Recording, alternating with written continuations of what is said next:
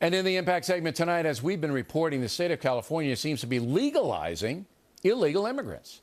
Sacramento has passed a number of laws that will give undocumented aliens driving privileges, college educations, protect them from deportation. Here's how extreme things are.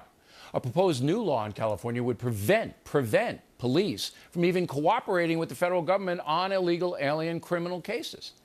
Democratic politicians in California obviously doing this to strengthen their base among immigrants from south of the border.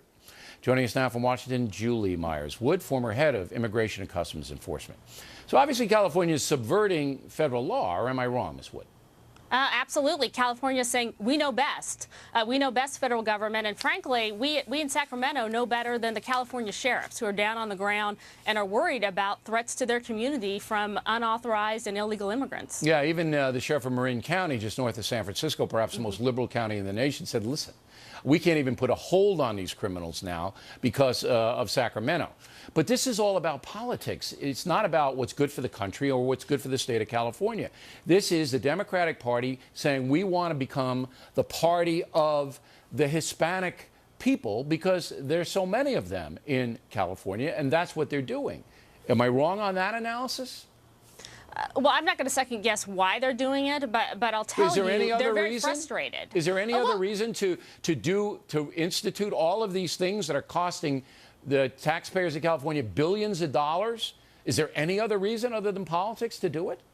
Well, I think raising the flag and saying our federal system is a mess, and we saw Arizona do it in a different way, and they say we want things to be different, and if you're not going to act, Congress, and Congress is not acting on anything as we've seen it, the states say we're going to take it into our own hands. Shouldn't the Attorney General, though, go in and say to California, you can't do this, you can't not cooperate with federal people, ICE, when you have a criminal situation, and we'll sue you if you continue this policy? Shouldn't the Attorney General do that?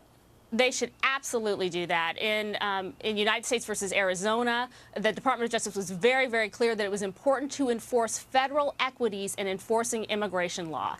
And in Arizona, they made a different choice. DOJ went in and sued. They should do the exact same thing here in California. We can't allow a state to say we're not going to honor, U.S. law enforcement requests. There's too much of a danger to public safety. And the fact that this could go on after 9/11, that they could discourage law enforcement to talking to each other, is really appalling. And it really is, and it's dangerous for everybody because you can have illegal aliens crossing state lines. They get them on a beef in California, and ICE isn't even going to know about it, and that's against federal law.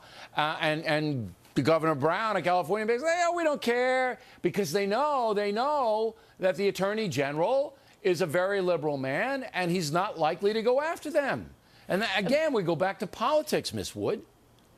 Well, and you know what they do take, though? They take the $150 million or so a year in order to house unauthorized immigrants. They take that money, and so California has an obligation, because it takes that SCAP money, and the fact that they're moving forward with the Trust Act, I think, is very disturbing. And I hope that DOJ will come forward and say, as a matter of public safety, you've got to let ICE enforce the detainers. What are the odds of Holder doing that? You know the game in D.C. You know the players. What are the odds of the Attorney General, who, as you rightly pointed out, did sue Arizona, same issue, you're countermandering federal law, you can't do that. What are the odds of him saying the same thing to Jerry Brown and the people in California? Well, certainly I don't think the odds are great, but if they're to be consistent with their principles, and if they really care about these public safety concerns, they would step forward. And I know that John Morton, the former head of ICE, was very concerned about these kinds of things in the Obama administration. So I hope that the administration will look seriously at the Trust Act and try to persuade Governor Brown, or take legal action if they have to do that. All right, we're going to call the Attorney General's office and see when the federal lawsuit will be filed against the state of California for failing to cooperate with federal officials. Ms. Wood, thank you. Directly ahead, Ted Turner says only women should be in politics. We'll talk with Powers and Obershane about that.